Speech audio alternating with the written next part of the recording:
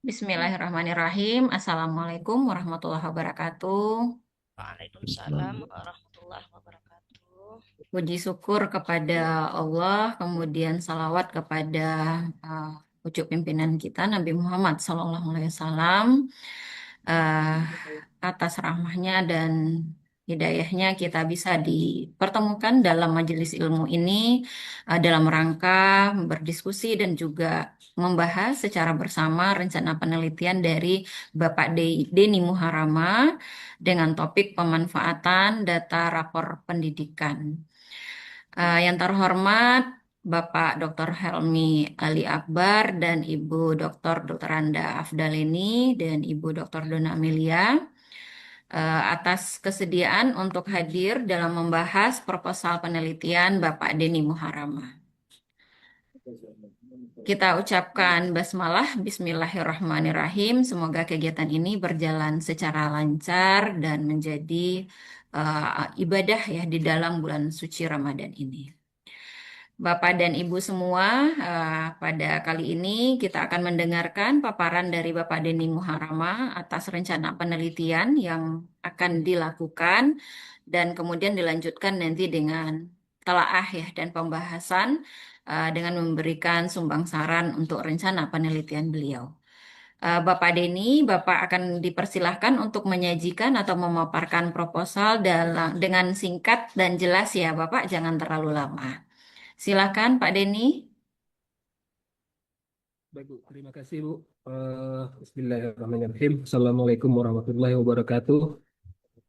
Eh, yang saya hormati Bapak Dr. Helmi Ali Akbar, kemudian Ibu Dr. Anda Daleni sebagai reviewer pada kesempatan ini, dan teristimewa kepada pembimbing saya sendiri, Ibu Dr. Priyatmi. Eh, Baik Bapak Ibu, untuk menghemat waktu, saya akan coba langsung saja memaparkan dari inti-inti dari proposal penelitian yang akan saya lakukan nanti. Mudah-mudahan bisa berkenan Bapak dan Ibu reviewer, sehingga proposal ini nanti dapat berlanjut ke tingkat penelitian. Amin ya rabbal alamin.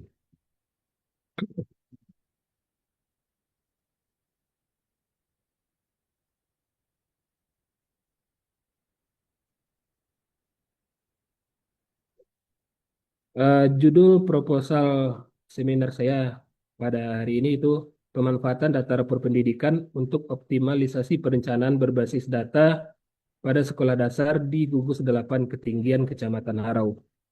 Uh,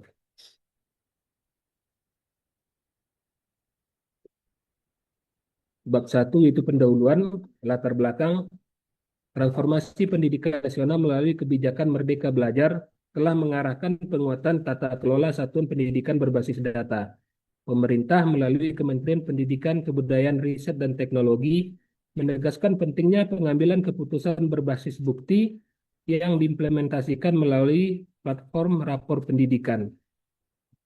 Platform ini terintegrasi dengan kebijakan perencanaan berbasis data dan dirancang sebagai instrumen evaluasi mutu yang bersifat diagnostik, reflektif, dan strategis. Rapor pendidikan menyediakan indikator prioritas dan rekomendasi yang dapat dijadikan dasar dalam penyusunan program kerja, penganggaran, serta perencanaan strategi sekolah melalui 3 tahapan utama PBD, yaitu identifikasi masalah, refleksi dan analisis akar penyebab, dan perumusan program intervensi yang terukur. Berbagai penelitian menunjukkan bahwa implementasi kebijakan ini belum sepenuhnya optimal. Susilawati tahun 2023 menemukan bahwa pemanfaatan rapor pendidikan di sekolah dasar masih terbatas pada tahap membaca indikator tanpa analisis mendalam untuk kebutuhan perencanaan. Kemudian Astuti pada tahun 2025 mengidentifikasi bahwa kendala utama meliputi rendahnya literasi data, keterbatasan kemampuan analisis indikator mutu, serta belum terbangunnya sistem kolaboratif dalam tim manajemen sekolah. Selanjutnya Rahmawati menunjukkan adanya fenomena compliance without transformation, yaitu sekolah melaksanakan kebijakan sebatas memenuhi tuntutan administratif tanpa perubahan substansial dalam pola pengambilan keputusan. Kemudian Prasetyo tahun 2021 menemukan kesenjangan antara polisi desain dan polisi praktis, di mana pada tingkat operasional keputusan seringkali dipengaruhi oleh kebiasaan lama dan pertimbangan pragmatis jangka pendek. Dari temuan tersebut teridentifikasi dua persoalan utama. Pertama, tingkat pemanfaatan data rapor pendidikan dalam perencanaan berbasis data masih beragam dan belum optimal. Kedua, terdapat kesenjangan antara rekomendasi yang tersedia dalam rapor pendidikan dengan kebijakan dan program yang ditetapkan sekolah. Lebih lanjut, dalam konteks di gugus 8 ketinggian Kecamatan Harau, seluruh sekolah dasar telah memiliki akses terhadap platform rapor pendidikan dan diarahkan untuk mengimplementasikan perencanaan berbasis data. Namun berdasarkan pengamatan awal, terdapat variasi tingkat pemanfaatan data tersebut dalam dokumen perencanaan. Sebagian sekolah mulai mencantumkan indikator prioritas sebagai dasar program kerja, sementara sebagian lainnya masih menyusun perencanaan secara konvensional. Variasi ini menunjukkan bahwa implementasi PBD belum berjalan secara sistematis dan seragam. Dan persoalan utama bukan lagi pada ketersediaan data, melainkan pada bagaimana data tersebut dimanfaatkan serta sejauh mana terjadi kesenjangan antara rekomendasi rapor pendidikan dan kebijakan aktual. Identifikasi masalah berdasarkan latar belakang diidentifikasikan permasalahan itu. Rapor pendidikan telah tersedia sebagai instrumen pemetaan mutu pendidikan, namun pemanfaatannya oleh guru dalam praktik pembelajaran belum optimal. Kedua, sebagian guru belum memiliki pemahaman yang memadai mengenai makna, fungsi, dan potensi data rapor pendidikan sebagai dasar refleksi dan perbaikan pembelajaran. Ketiga, literasi data guru masih beragam, sehingga kemampuan dalam membaca, menafsirkan, dan menganalisis data rapor pendidikan belum merata. Keempat, pemanfaatan data rapor pendidikan oleh guru masih cenderung bersifat administratif dan belum terintegrasi dalam perencanaan, pelaksanaan, serta evaluasi pembelajaran. Kelima, budaya kerja berbasis data belum sepenuhnya berkembang di lingkungan sekolah, sehingga rapor pendidikan belum dimanfaatkan secara sistematis dalam pengembangan profesional guru. Rumusan masalah. Dari identifikasi masalah di atas dapat dirumuskan masalah pada penelitian ini, yaitu pertama, bagaimana tingkat pemanfaatan data rapor pendidikan dalam perencanaan berbasis data di sekolah. Kedua, apa saja kesenjangan antara rapor pendidikan dengan kebijakan di sekolah. Ketiga, bagaimana hasil analisis rapor pendidikan diterjemahkan menjadi kebijakan dan rencana tindak lanjut sekolah.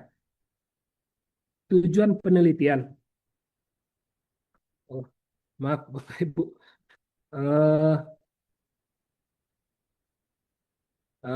Fokus penelitian. Mengingat luasnya permasalahan, penelitian ini dibatasi pada pemanfaatan data rapor pendidikan oleh sekolah dasar untuk mengoptimalkan perencanaan berbasis data di sekolah dasar gugus 8 ketinggian Kecamatan Harau dalam ruang lingkup pemanfaatan data rapor pendidikan, proses perencanaan berbasis data, dan konteks sekolah dasarnya di gugus 8 ketinggian.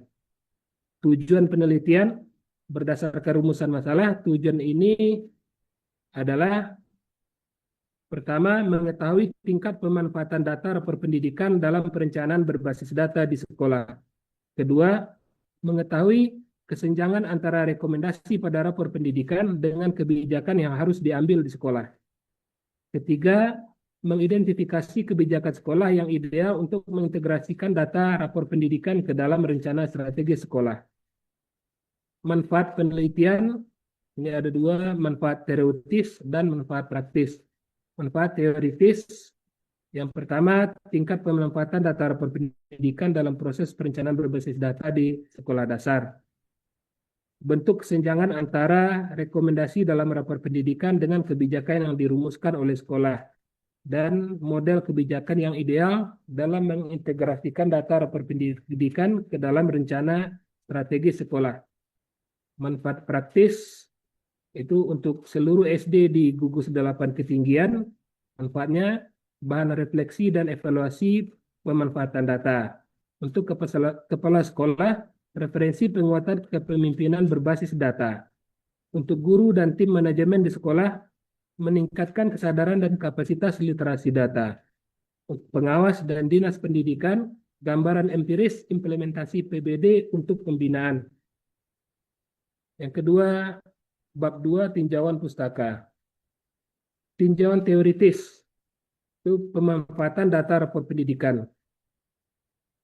Definisi rapor pendidikan, pusat standar dan kebijakan pendidikan PSKP Kemendikbudristek mendefinisikan rapor pendidikan adalah instrumen pelaporan mutu pendidikan yang dirancang oleh Kementerian Pendidikan, Kebudayaan, Riset, dan Teknologi sebagai bentuk pemetaan mutu berbasis data yang diperoleh dari hasil asesmen nasional, survei lingkungan belajar, survei karakter, dan survei data-data pendukung lainnya. Tujuannya adalah memberikan gambaran menyeluruh dari capaian satuan pendidikan, mengidentifikasikan kekuatan dan kelemahan, merancang perbaikan peningkatan kualitas pembelajaran. Konsep Data Driven Decision Making, Mendinak dan Gamer tahun 2016, DDM, dalam konteks pendidikan, guru secara sadar menggunakan data untuk mengenali kebutuhan belajar siswa, merancang strategi pembelajaran yang lebih tepat, memantau perkembangan hasil belajar, mengevaluasi efektivitas strategi yang diterapkan. Rapor pendidikan sebagai instrumen peningkatan mutu berbasis data. Berdasarkan kerangka DDM, Mendinak, dan Gemer dalam pemanfaatan rapor pendidikan, itu sebagai instrumen peningkatan mutu, rapor pendidikan adalah pertama akses data, interpretasi data, analisis akar masalah, kemudian rumusan tindakan, dan evaluasi tindakan. Rapor pendidikan sebagai dasar pengambilan kebijakan sekolah. Penelitian junior tahun 2025 menemukan bahwa rapor pendidikan dimanfaatkan sebagai instrumen strategis. Yang pertama, dasar penyusunan rencana tindak lanjut. Kemudian kebijakan ditentukan berdasarkan indikator prioritas dan pengambilan keputusan sistematis dan berbasis bukti. Maka sebagai pemimpin pembelajaran, seorang kepala sekolah didorong untuk memfasilitasi refleksi kolektif, membangun budaya mutu, dan memberdayakan guru. Rapor pendidikan sebagai instrumen evaluasi diri. Melalui rapor pendidikan, sekolah dapat mengidentifikasi kesenjangan antara capaian aktual dan standar nasional, memetakan kekuatan serta area perbaikan, dan melakukan refleksi kolektif berbasis data. Maka diskusi berbasis data antar guru akan memungkinkan analisis kesulitan belajar siswa, perbaikan strategi pembelajaran, penguatan asesmen formatif, dan pengembangan pembelajaran berdiferensiasi. Rapor pendidikan sebagai basis perencanaan berbasis data. Penelitian oleh Subekti, Wardani, Retnowati, dan Nurkolis tahun 2024 menjelaskan bahwa rapor pendidikan dimanfaatkan sebagai dasar utama dalam penyusunan perencanaan pendidikan. Hasil penelitian menunjukkan bahwa program sekolah disusun berdasarkan indikator prioritas dalam rapor pendidikan. Perencanaan kegiatan dan anggaran disesuaikan dengan kebutuhan mutu yang teridentifikasi. Sekolah mampu menyusun program yang lebih realistis, terukur, dan berkelanjutan. Konsep perencanaan berbasis data. Tahapan perencanaan berbasis data itu mulai dari identifikasi masalah, analisis akar penyebab, penetapan prioritas program, integrasi perencanaan dan anggaran, kemudian monitoring evaluasi. Kepemimpinan dan budaya organisasi berbasis data. Dalam kepemimpinan berbasis data, kepala sekolah sebagai pemimpin pembelajaran dituntut memiliki tiga kemampuan, yaitu membangun budaya reflektif dan kolektif, menggerakkan tim analisis, dan mengintegrasikan hasil analisis. Tanpa budaya organisasi berbasis data, PBD hanya formalitas administratif. Ini teori-teori implementasi kebijakan. Lanjut, kesenjangan antara rekomendasi rapor pendidikan dengan kebijakan sekolah. Eh, ada 5 bentuk kesenjangan antara rekomendasi pada rapor pendidikan dan kebijakan yang akan diambil oleh sekolah. Yang pertama itu kesenjangan kompetensi sumber daya manusia dalam menganalisis data. Kemudian kesenjangan sumber daya, kesenjangan waktu rilis data dengan siklus perencanaan sekolah, kesenjangan dukungan eksternal, dan kesenjangan paradigma. Kemudian bagaimana hasil analisis rapor pendidikan diterjemahkan menjadi kebijakan dan rencana tindakan sekolah, tindak lanjut sekolah. Ada 7 langkah menerjemahkan data ke kebijakan dan RTL. Yang pertama, menjadikan data sebagai titik awal perumusan kebijakan. Kedua, mengintegrasikan analisis data ke perencanaan strategis. 3, menerapkan kepemimpinan instruksional. 4, melibatkan seluruh pemangku kepentingan. 5, menyelaraskan program dan anggaran. 6, menyusun mekanisme monitoring dan evaluasi. 7, menguatkan kapasitas dan literasi data sumber daya manusia di sekolah. Penelitian terdahulu ada 13, Bapak dan Ibu. Kemudian kerangka konseptual, mulai dari pemanfaatan data rapor pendidikan, analisis indikator mutu, lanjut kebijakan dan rencana tindak lanjut sekolah, evaluasi dan perbaikan pembelajaran, perencanaan berbasis data, akhirnya berakhir pada peningkatan mutu pendidikan di sekolah. Metodologi penelitian, jenis dan pendekatan penelitian. Jenis penelitian adalah studi kasus, pendekatan kualitatif. Alasan pemilihan, pertama, memahami fenomena secara mendalam dan kontekstual. Kedua, menjawab pertanyaan bagaimana dan mengapa. 3, mengeksplorasi makna, dinamika, dan proses implementasi. Desain studi adalah studi kasus instrumental. GIN tahun 2018. Itu memilih kasus untuk memahami fenomena yang lebih luas dan fokus pada implementasi perencanaan berbasis data di sekolah. Populasi dan informan. Populasi adalah seluruh sekolah dasar yang ada di gugus 8 ketinggian Kecamatan Harau. Ada 6 sekolah termasuk sekolah saya sendiri. Informan ada itu dia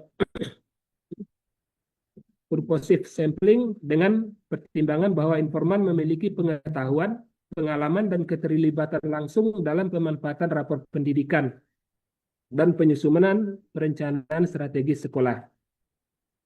Informannya terdiri dari kepala sekolah, guru, tenaga kependidikan, dan pengawas sekolah. Definisi operasional, pemanfaatan data rapor pendidikan, indikator, mengakses data, menginterpretasi data, menganalisis akar masalah, merumuskan tindakan, mengevaluasi tindakan. Deskripsi dari indikator, membuka dan memahami visualisasi data, memaknai angka grafik dan indikator, menggali penyebab indikator rendah, menyusun RTL dan program perbaikan, memantau dan menilai dampak program. Perencanaan berbasis data, indikator, identifikasi masalah, deskripsinya program berdasarkan indikator prioritas. Analisis kebutuhan, itu penyesuaian kegiatan yang dengan kebutuhan mutu. Integrasi anggaran, yaitu alokasi anggaran sesuai prioritas. Dan keterukuran program, itu realistis, terukur, dan berkelanjutan. Kepemimpinan berbasis data, indikatornya budaya refleksi kolektif, yaitu diskusi profesional berbasis data. Menggerakkan tim analisis, yaitu memfasilitasi analisis indikator mutu. Integrasi hasil analisis, yaitu menerjemahkan data ke kebijakan. kesenjangan implementasi itu kompetensi itu sumber daya manusia tidak mampu menganalisis data. Waktu adalah waktu rilis data yang tidak sinkron untuk perencanaan di sekolah. Sumber daya itu anggaran dan fasilitas terbatas. Dukungan eksternal itu minim pendampingan di dinas pendidikan. Dan paradigma pendekatan intuitif masih dominan di sekolah. Teknik analisa data, pengumpulan data melalui wawancara mendalam dan daftar checklist. Dengan informannya kepala sekolah, guru, tenaga kependidikan, dan pengawas. Sementara dokumen untuk daftar checklist itu rapor pendidikan, rencana kerja sekolah (RKS), rencana kerja tahunan, rencana kerja anggaran sekolah, dan rencana tindak lanjut sekolah. Kondensasi data, tahap kondensasi data itu pertama seleksi data, kemudian peringkasan, dan ketiga pengkodean. Termasuk dalam pengkodean itu pemanfaatan data, hambatan implementasi, strategi integrasi, peran kepala sekolah, peran tenaga kependidikan, dan kesenjangan. Keempat, pengelompokan tematik, penarikan kesimpulan dan verifikasi. Penarikan kesimpulan dilakukan dengan mengidentifikasi pola dan tema yang muncul dari wawancara dan daftar checklist, membangun eksplanasi logis tentang fenomena kesenjangan implementasi dan strategi integrasi yang ideal, membandingkan temuan empiris dengan kerangka teoritis, melakukan triangulasi sumber dengan membandingkan informasi antar informan, dan terakhir melakukan triangulasi teknik dengan membandingkan data wawancara dan temuan daftar checklist. Keabsahan data, kriteria kredibilitas, transferabilitas, dependabilitas, dan konfirmabilitas. Teknik pencapaiannya untuk kredibilitas, perpanjangan keikutsertaan, triangulasi, member checking. Kemudian transferabilitas, deskripsi tebal dan rinci tentang konteks. Dependabilitas, audit proses oleh pembimbing. Konfirmabilitas, audit trail dan dokumentasi sistematis. Ini daftar pustaka ada 38, kemudian lampiran ada lampiran 1, lampiran 2. Lampiran 1 adalah pedoman wawancara untuk informan, itu kepala sekolah, guru, tenaga pendidikan, dan pengawas sekolah. Lampiran 2 pedoman untuk checklist dokumen. Terima kasih. Itulah paparan dari poin-poin yang saya anggap penting dari proposal tesis saya kepada Bapak dan Ibu tim reviewer dan Ibu pembimbing. Kami mohon saran dan bimbingan dari Bapak kalau sekiranya ada kekurangan dan kelemahan pada proposal ini yang dapat kami jadikan nanti untuk perbaikan pada pelaksanaan penelitian nanti. Jadi kami mohon bimbingan dari Bapak dan Ibu. Kami sudahi dengan mengucapkan terima kasih. Alhamdulillahirabbil alamin. Assalamualaikum warahmatullahi wabarakatuh. Waalaikumsalam Waalaikumsalam warahmatullahi warahmatullahi wabarakatuh. wabarakatuh.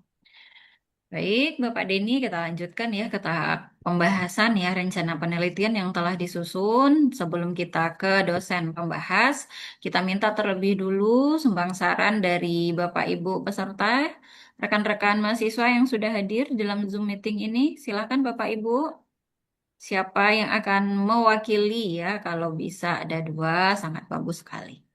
Siapa yang akan mewakili? Bapak Ibu, silakan.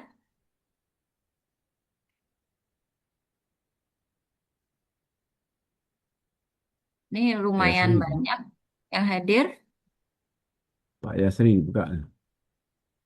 Pak Yasri, silahkan Pak Yasri. Tinggal buka mic-nya Pak Yasri. Ya. Teman sejawat nih. Suaranya belum keluar Jadi, Pak Yasri. Mic-nya belum buka. Ah, Baik, Terima kasih Ibu Dr. Priyatni dan Ibu Pak Dr. Helmi Ali. Tadi memang pas penyampaian dari Pak Denny Muharama. Nah, ini memang izin sedikit agak terlambat masuknya, Bu. Jadi untuk yang saat ini belum bisa memberikan tanggapan karena tadi terlambat masuknya. Jadi belum memahami betul apa yang direncanakan oleh Pak Denny Muharama. Jadi izin, mohon maaf Bu, mungkin nanti bisa kita sampaikan berupa pendapat ataupun pertanyaan. Terima kasih Bu. Baik, karena belum ada tanggapan, tentunya belum bisa lanjut, Pak Yasri. Ya. Masih terhambat ini Pak Denny. Nah, kalau belum ada dari Bapak Ibu rekan sejawat yang menyampaikan ide ataupun saran kepada Pak Denny. Ada siapa lagi nih? Ada Bu Fujia, Pak Ada Ratno. Hetki, Ini ada banyak. Hetki Fitriah, Iya, Irman Suhita. Pak Irman.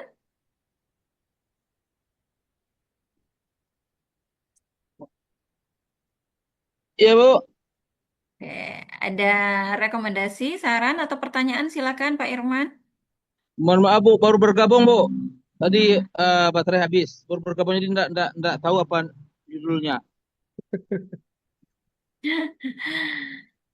Maaf, Denny, baru bergabung.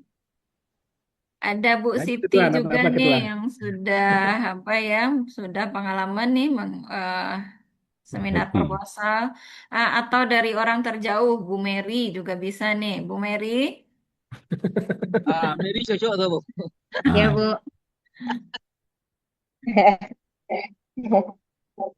Ya, Bu. Silakan Bu Mary.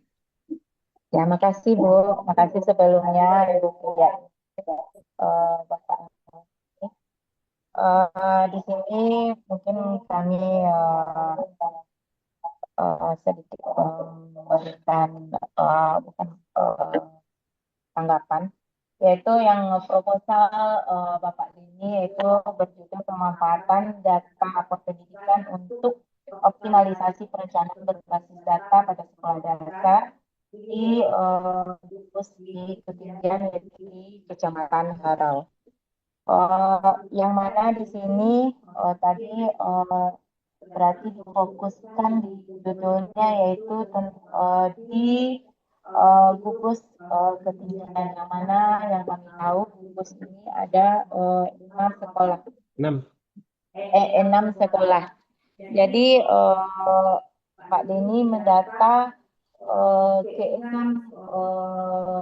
rapor pendidikan di sekolah ini, betul Bu Denny? Iya. Ya, jadi di sini kami juga sebagai kepala sekolah itu kecamatan lain mungkin ada penelitian Bapak ini nantinya bisa bermanfaat bagi kami bagaimana cara-cara data rapor pendidikan ini supaya optimal untuk pemanfaatannya untuk kemajuan sekolah-sekolah yang ada terutama di sekolah kami. Jadi kami sangat merasa bermanfaat untuk proposal Pak Denny. Terima kasih, Bu. Itu aja, Bu.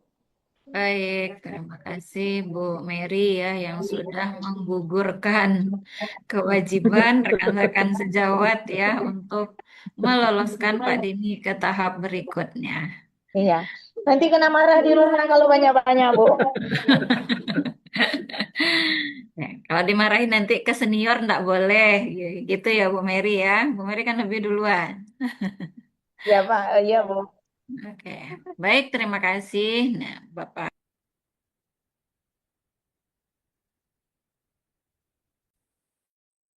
Mute Ibu.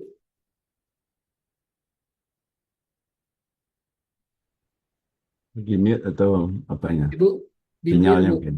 Oh iya, aduh mohon maaf tidak terdengar. Mohon maaf Bapak Ibu. Baik, kita masuk ke tahap selanjutnya, yaitu tahap pembahasan oleh dosen tim pembahas. Untuk kesempatan pertama, kita minta kepada Ibu Dr. Anda Afdalini MPD. Silakan, Bu Leni.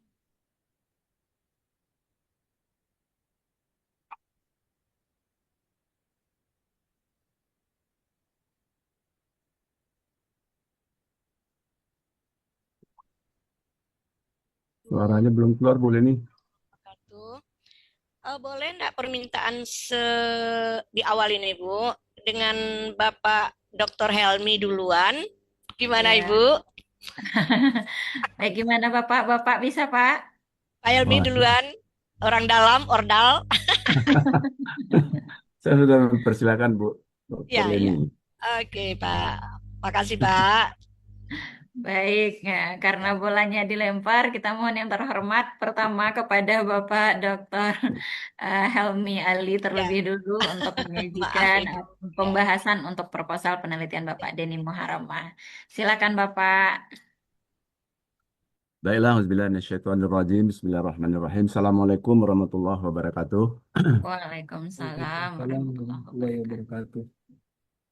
Ini sebenarnya eh, penghargaan bagi saya karena saya ingin menjadi di belakang itu karena Tasniton. eh, pendidikan ya, karena ini orang dokter pendidikan. Tapi relevan ilmu saya karena saya magister perencanaan pembangunan. Nah, saya tanya Pak Denny ini, apa Pak Denny-nya kepala sekolah atau di dinasnya di bagian perencanaan? Kepala sekolah, Pak. Nah, berarti Bapak Denny punya cita-cita untuk di dinas pendidikan, Pak ya. Karir Insya Allah, Pak. terakhirnya, ya, karena penelitian ini hampir sama dengan penelitian Pak Kiki Rahmah yang saya kira di periode lalu jadi muat di harusnya Sinta 2 ya, tapi Sinta 3 karena beliau memilihnya kuantitatif. Saya kira penelitian ini sangat baik ya. Pertama, sebelum saya melakukan perbaikan, saya ingin perbaikan yang eh, format dulu ya. Pak Denny mungkin di proposalnya saya lihat sudah benar nih. Eh, tapi di di PowerPoint-nya itu kita tidak memakai A ya, B, kemudian kemudian di rumusan masalah itu bukan A kecil ya. Jadi poin 1, 2, 3. Nah, jadi saya kira 1, 2 deteksi masalah sudah oke itu ya. Yang kedua rumusan masalah oke. Tapi saya kira tertahan napas kita atau puasa kita dulu baru kita menunggu tujuan. Biasanya tujuan dengan rumusan ini dia line ya, lurus cara berpikirnya. Nah, setelah itu baru fokus. Jadi setelah orang dua ini disejajarkan atau diselaraskan, diharmonikan, baru kita pilih fokusnya. Nah, jadi mungkin nanti mungkin ada perbaikan dalam penulisan ya Pak Denny ya. Yang A kurung A kecil itu diganti dengan 1, 2, 3 ya. Bisa ya Pak Denny ya? Baik, Pak.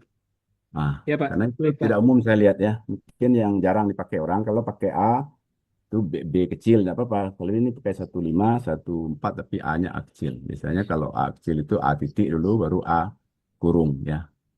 Ya itu ada apanya di Word saya kira sudah ada itu. Kita klik dia urutan ke bawahnya anaknya beda. Kalau anaknya 1, 2 berarti ya satu aja kalau dia poin. Tapi kalau dia sebuah subjudul bisa 1, 1, 1, 1, 1, 1, 2. Mungkin itu. Pertama saya sampaikan selamat ya ke Pak Denny karena dengan membaca penelitian Bapak ini saya sangat senang sekali. Terutama cara berpikirnya adalah sudah di dinas pendidikan ya. Teman-temannya cenderung memilih di sekolahnya sendiri, ada yang memilih sekolah di tetangga, tapi ini justru coverage-nya diperluas. Berarti studi kasus juga, tapi coverage-nya diperluas.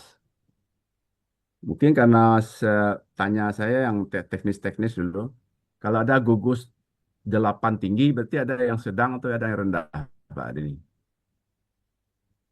Karena 6 Jadi sekolah.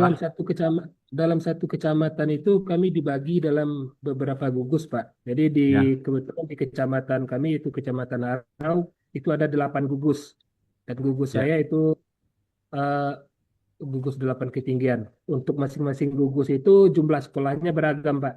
Ada Nah, mulai yang dari saya ingin tahu itu istilah ketinggian tuh, karena dia topografinya mungkin dia berada di posisi atas, disebut ketinggian atau hanya penamaan. Jadi maksud saya bukan, kalau Pak. tinggi ada sedang, ada rendah. Ya, Bukan, bukan itu, ah Pak. ya, Itu diambil dari nama daerahnya, Pak. Daerah ya, tempat karena gugus saya itu tahu di berada, situ Pak. ada yang ketinggian.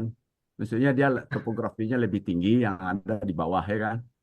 Nah, Iya, atau iya. danau di atas, danau di bawah. Mungkin penamaan saja ya, bukan bukan kategorik Bukan, baik, Pak. sedang, bukan. Nah, saya kira Bukan, saya Pak. bisa paham, karena kalau kita salah dalam memahami objek, kita juga salah dalam eh, mensintesa atau menganalisis objek yang ada. Pertama, saya sangat setuju ya, Bapak pilih sekolah. Tapi tadi di informan kalau bisa, supaya jangan lupa saya, informannya kepala sekolahnya berapa orang? Kalau bisa disebut orangnya kepala sekolah keenamnya. Guru baru mewakili masing-masing sekolah, tiga atau dua masing-masing sekolah. Tenaga kependidikan mewakili. Kemudian orang tua, siswa. Kalau bisa karena dia berkait dengan perencanaan, karena saya orang Renstra ya. Rencana strategik itu harus melibatkan stakeholder, baik internal atau ordal tadi ya, baik via internal dan eksternal. Bisa dipahami Pak ini ya? Bisa, Pak. Selamat. Ah, mestinya tadi kurang tuh menurut saya. Karena saya nanti takut ketinggalan, apa, kelupaan, sebab itu penting sekali. Bagi saya akan mencoba memperbaiki ya, atau memberikan penguatan karena dia secara strukturnya sudah sangat bagus, apa, proposalnya, kemudian menyajikannya juga sangat bagus ya, tidak tergesa-gesa, walaupun proposalnya detail, tapi disebut aja penelitian terdahulunya 13. Nggak usah pula diuraikan semuanya. Bu Friatmi ini udah sering membaca itu nama-nama itu, Bu Leni lagi apa kan. Jadi diceritakan aja umum-umumnya, poin-poin. Itu namanya pointer. Pertama saya ngelihat dari bab 1 dulu. Proposal ini berjudul pemanfaatan data rapor pendidikan. Yang jelas judulnya. Untuk optimalisasi perencanaan. Berarti jelas juga. Ya, pada sekolah dasar di gugus 7 ketinggian Kecamatan Harau. Kalau bisa ditambah kabupatennya, Pak. Karena Kecamatan Harau ini mungkin ada di tempat lain, di kabupaten lain, ya, Nak? Nah, sehingga orang bisa mengidentifikasi kalau Bapak masuk di jurnal internasional kan Harau ini mungkin Haraunya di negara lain mungkin ya.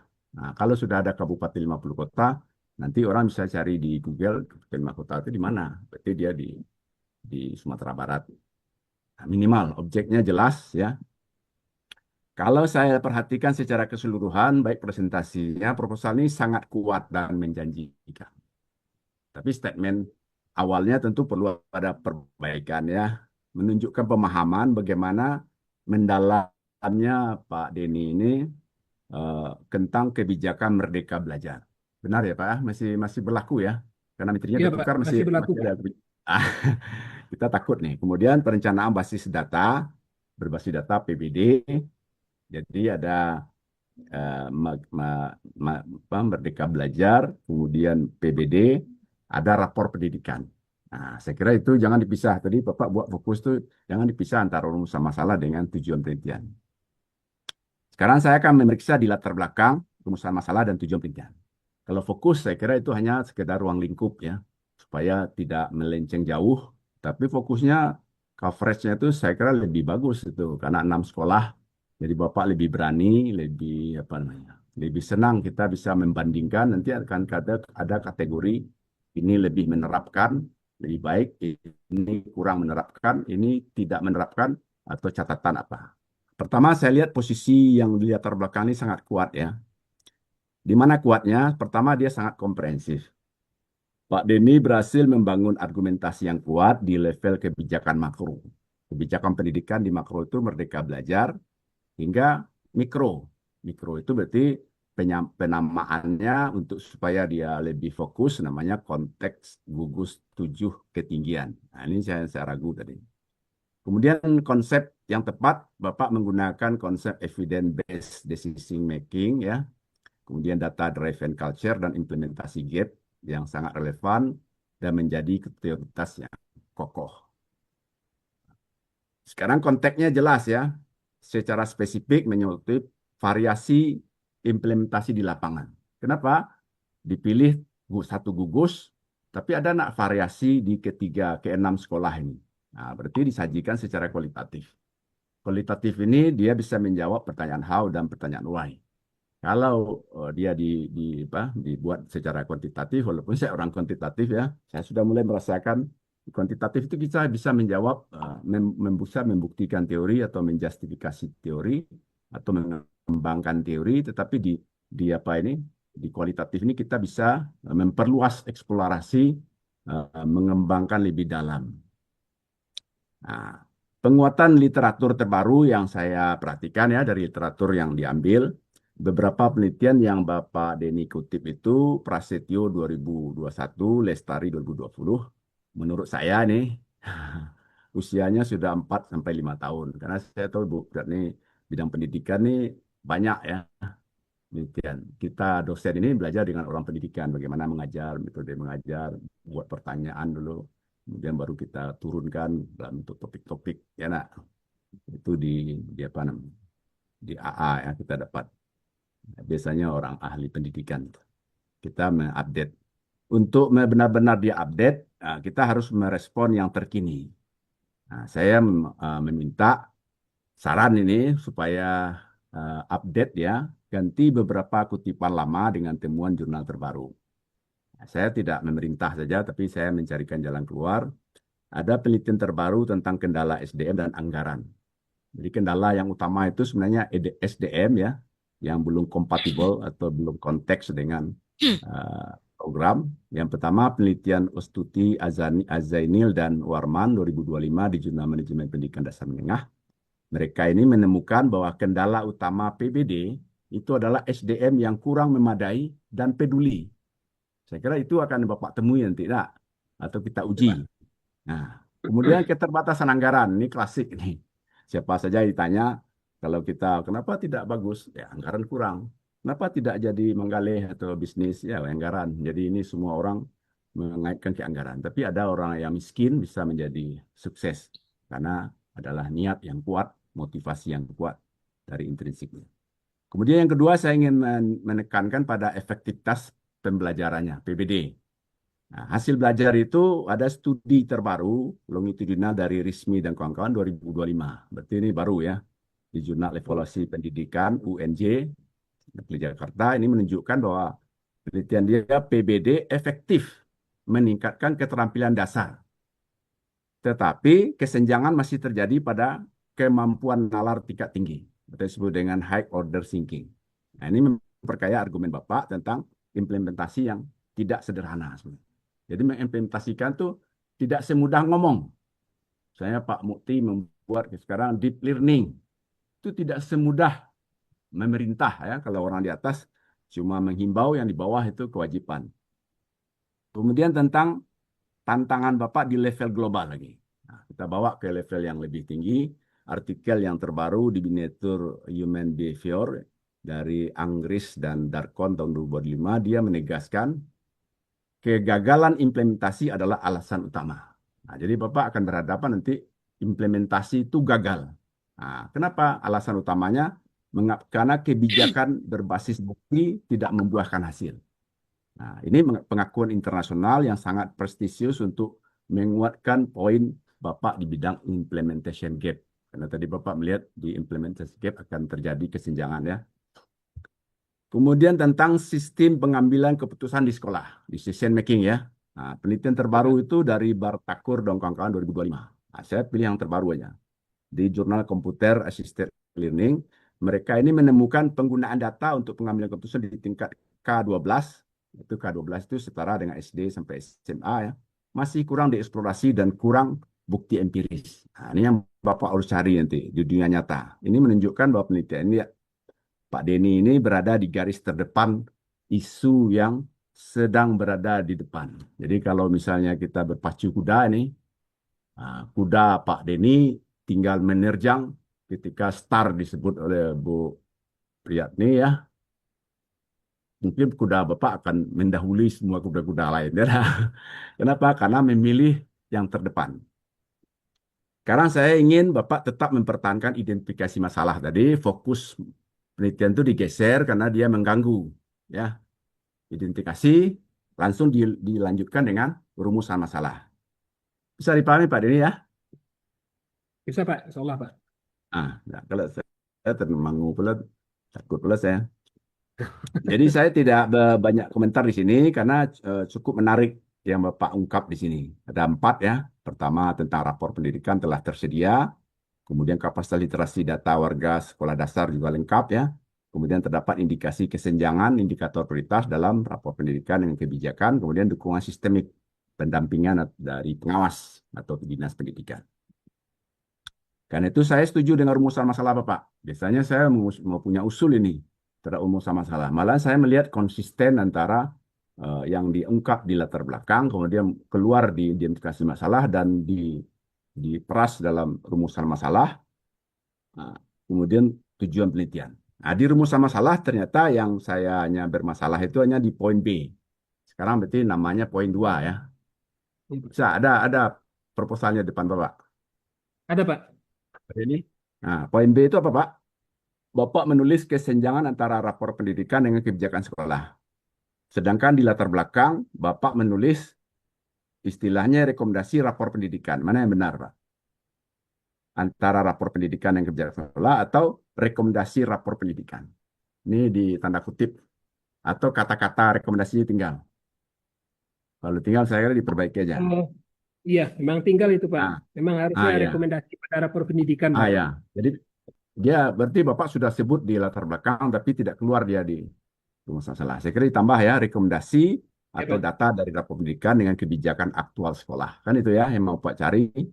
Nah, revisinya tentu adalah rekomendasi indikator prioritas dalam rapor pendidikan dengan kebijakan yang diambil oleh sekolah. Nah, saya juga menemukan tingkat kedalaman di set Bapak ini. Pertama, ini karena A, B ini terganggu juga saya.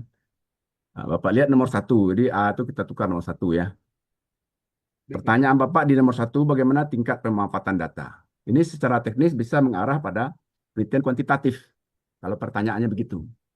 Coba Bapak periksa dulu.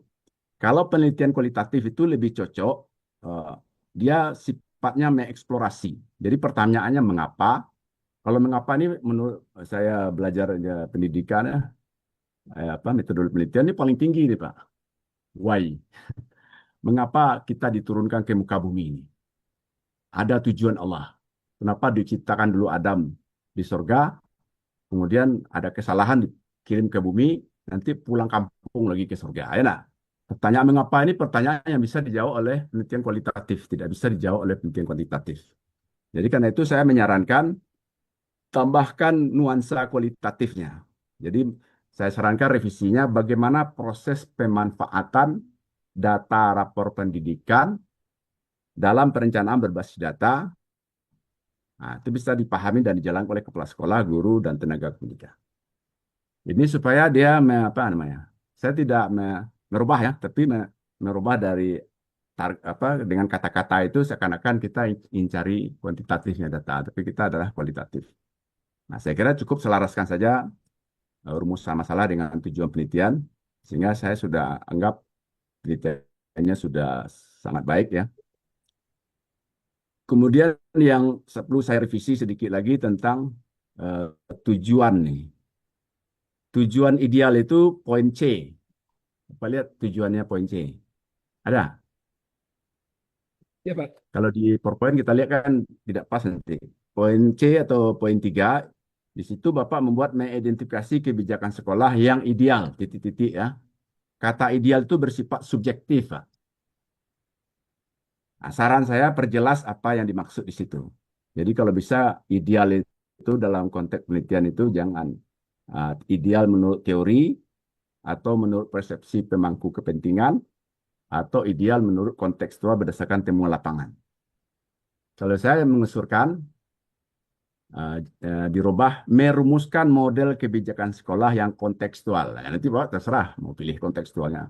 pemangku kepentingan, ya nak, untuk mengintegrasikan data rapor pendidikan ke dalam rencana strategis berdasarkan sintesis praktek di lapangan dan kerangka tertib PBD. Kalau terlalu lama di apa saja Baik, Pak. di instruksi saja Pak, karena saya kalau hal-hal yang saya lagi di dalam ini saya lupa dengan waktu Pak. Saya mohon maaf nih pada kita semua. Saya sudah tambahkan beberapa literatur, nanti saya kirim aja karena saya bukan ahli pendidikan sehingga saya hanya memberikan saran supaya penelitian ini lebih bagus. Kesimpulan saya tentang bagian bab pertama ini, ya, bab 1. Pertama, latar belakang kekuatan utama Bapak adalah argumentasi Bapak itu komprehensif, mulai dari makro diturunkan ke mikro. Nah, itu saya senang sekali. Sarannya, perkuatlah 2 sampai 3 literatur yang 2024-2025. Dengan yang 4 tahun, 5 tahun yang lama itu. Pertajam indikasi masalah sebagai jala atau fenomena. Di rumusan masalah mencakup 3 aspek kunci, Bapak sudah sebut. Jadi turunkan di setelah tujuan ya. Fokus itu sudah Bapak sebut gitu, ya. 3 aspek itu adalah konsistensi antara rekomendasi rapor. Jadi kata rekomendasinya tinggal tadi ya. Kemudian perhalus dengan agar lebih eksploratif kata kualitatifnya. Kemudian yang berkaitan dengan tujuan sudah selaraskan saja dengan rumusan masalah, tentu dia akan sangat bagus. Saya hanya bermasalah di kata ideal tadi supaya disebut kontekstual. Sampai sini ada komentar Pak Denny? Eh, tak ada Pak. Soalnya mungkin saran Bapak mungkin insya Allah Nah, akan saya pertimbangkan dan saya pelajari lagi ya, dengan Ibu pembimbing nanti ya, Pak. kacamatanya kita rubah. Jadi kacamatanya mengarah ke kuantitatif, kita rubah menjadi kualitatif. Jadi kita berada di rel ya. Saya hanya ingin mengungkap sedikit yang Bapak belum eksplisitkan, yaitu riset gap ya. Riset gap itu inti dari sebuah proposal tesis yang berkualitas. Dari analisis saya membaca punya Bapak ini, riset gap dalam penelitian Bapak ini secara umum adalah ada 3 ya. Karena Bapak meneliti ya, ingin menjawab pertanyaan-pertanyaan yaitu area yang belum terjawab oleh penelitian sebelumnya. Itu yang riset. Penelitian yang ada itu berada di persimpangan. Persimpangan Bapak berarti di persimpangan 3 atau persimpangan 4 ya. Nah. Persimpangan itu pertama kebijakan PBD, implementasi tingkat mikro di sekolah dasar, dan konteks spesifik gugus sekolah. Karena gugus tinggi ini nanti Bapak ceritakan juga sedikit, karena tadi saya ragu-ragu di gugus tinggi ini. Kenapa disebut gugus 8 tinggi ini? Apa berdasarkan topografi atau berdasarkan area. Kalau saya orang pertanian namanya WKPP, Wilayah Kerja Penyuluh Pertanian, Amparan Sawah ya. Sekian ketua kelompok tani. Ya, itu sama dengan cara Bapak gugus. Tapi ini SD ya. Saya ingin mempertajam sedikit tentang riset gap Bapak. Pertama riset gap yang saya sebut tadi, kontekstual gap ya. Karena Bapak ingin mengkonteks, karena di pertanyaan kita tadi ada konteks. Apa yang sudah diteliti yaitu penelitian tentang rapor pendidikan dan PBD dilakukan di berbagai daerah ya. Yang saya lihat di sini di Bontang Selatan, Astuti, Banjarmasin, Pratiwi, di Dumai, Deni, 2024 studi pustaka. Nah, Bapak, Deni ini Bapak mungkin ya, di Dumai. Kan? Ini Deni, ini ada 2024. Sudah ada jurnal Bapak, Pak Deni? Apa Belum? Pak? Oh, enggak, Pak Deni itu nama belakang mungkin ya. Kemudian IMAMI 2025. Nah, penelitian ini dilakukan dalam konteks wilayah perkotaan. Jadi penelitian orang yang semua kita ambil ini umumnya perkotaan. Kita pedesaan yang topografinya mungkin Bapak jelaskan nanti kekhasan atau keunikan dari penelitian ini. Lokasi penelitian itu berkait disebut dengan kontekstual ya. Nah, apa yang belum diteliti? Yang belum diteliti adalah secara spesifik implementasi PBD di gugus 7 ketinggian Kecamatan Harawi. Karena dia ada karakteristik unik. Nanti kalau bisa Bapak ungkap karakteristik unik itu. Karena tipologi ketinggian ini saya tadi persepsinya karakteristik geografis, sosial, dan budaya. Tapi tolonglah Pak jelaskan. Tadi udah Bapak jelaskan mungkin satu area saja. Karena kata ketinggian itu menjadi problem utama bagi kita. Nah, kalau misalnya 50 kota, mungkin orang tahu kotanya 50 kan. Jadi Iya, kata-kata Pak. yang ada di apa itu kadang-kadang ada di tanda kutip. Kenapa dia disebut kata tujuh ketinggian? Nanti dia jelaskan sedikit, Pak, Iya, Pak. supaya ada kontekstualnya di situ. Kemudian theoretical gap, Bapak, yang sudah diteliti banyak sekali tadi ya, tentang salah satu aspek implementasi PBD. Junior sudah Bapak sebut tadi, tentang kepala sekolah, peran kepala sekolah ya. Arif 2024 itu rapor pendidikan sebagai alat evaluasi diri. Dan Bapak sebut ya, Subekti 2004 pada basis perencanaan. Nah, ini Subekti yang Bapak pakai untuk perencanaan, Pratiwi untuk kesiapan personal dan dukungan eksternal. Nah, apa yang belum diteliti? Yang belum diteliti adalah perspektif integratif. Nah, Bapak di situ bagusnya karena menyebut fokus tadi. Mengintegrasikan antara ketiga aspek itu secara simultan dalam suatu kerangka analisis. Nah, ini saya kira bagian yang apa namanya itu, keunggulan penelitian Bapak ya. Karena itu kesenjangan implementasi mengapa terjadi gap karena proses penerjemahannya menjadi kebijakan di level gugus ini pasti berbeda. Karena itu Bapak ingin membangun tiga tiga aspek tadi ya, policy Iya, design Pak. PBD, policy implementation praktek di sekolah, kemudian policy outcome rencana strategis. Semua sekolah itu sudah punya Renstra, Pak. Yang Ada, Pak. 6 itu. Nah, itu Iya. Bapak ambil sebagai dokumen, Pak. Karena dokumen Renstra itu pasti dia visinya beda masing-masing. Itu bisa kita bandingkan karena nanti untuk melihat praktek dan visi mereka itu dalam outcome strategisnya pasti beda. Ini saya kira termasuk gap, Bapak. Siklus kebijakan secara utuh di 6 sekolah secara integratif. Berarti ada penyatuan nanti kesamaan, ada perbedaan. Nah, karena dia satu lokasi geografis, di mana perbedaan dan di mana persamaannya. Nah, itu saya kira di gap penelitian yang berbeda dengan penelitian orang lain. Kemudian yang ketiga, saya lihat ke gap metodologis ya. Nah, saya kira mungkin ini sudah tahu kita semua, metodologis Bapak, orang banyak penelitiannya kuantitatif tadi ya. Dengan desain instrumental kita menggunakan studi kualitatif desain instrumental, orang mengeksplorasinya supaya lebih dalam. Tapi ada yang lebih menarik lagi penelitian Bapak ini gap kebijakan dan praktek. Itu disebut dengan policy practice gap antara kebijakan dengan praktisnya. Jadi dari makro kan Bapak lihat tadi Iya. turunkan ke mikro. Nah, ini sangat menarik.